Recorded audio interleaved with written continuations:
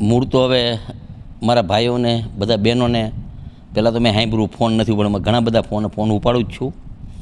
અઠવાડિયામાં 4 દી અહીંયા હોય. પંચાર રોડ છે ને એ છેલ્લા 6 મહિનાથી એનું પ્લાનિંગ હાલે છે.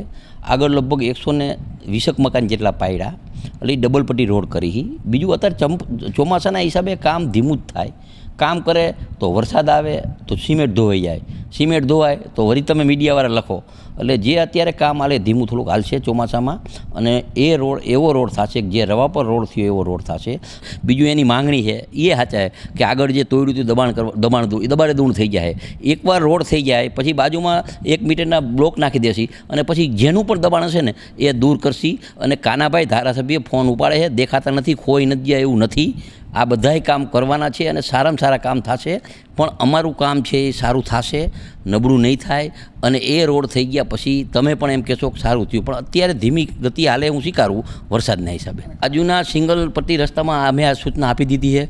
ખાડા બુરવાનો ખાડા બુરદેશી અને એ લગભગ આજે પહોંચી જાય છે. અને આજ રાતે સિમેન્ટથી ખાડા બુરવાના ચાલુ કર્યા છે. ચોમાસું આવેલું થવાનું છે. માનો કે હું ચોમાસામાં મારે અત્યારે હજી બીજા 20 રોડ કરવાના છે. 20 રોડ હજી બીજા કરવાના. અત્યારે 15 રોડના કામ હાલે છે. ચોમાસા પછી 20 રોડના કામ થશે. અને રોડ જે થાય છે એના જે સોસાયટીવાળા કહેશે તો જ બિલ આપશી. રોડ સારું હશે તો બિલ આપશી, ને કે બિલ નહીં આપી.